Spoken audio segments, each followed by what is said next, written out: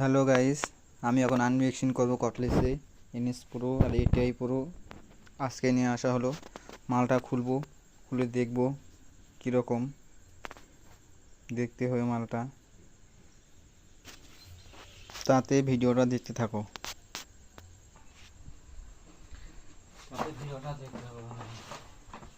মালটা ওপেন করি।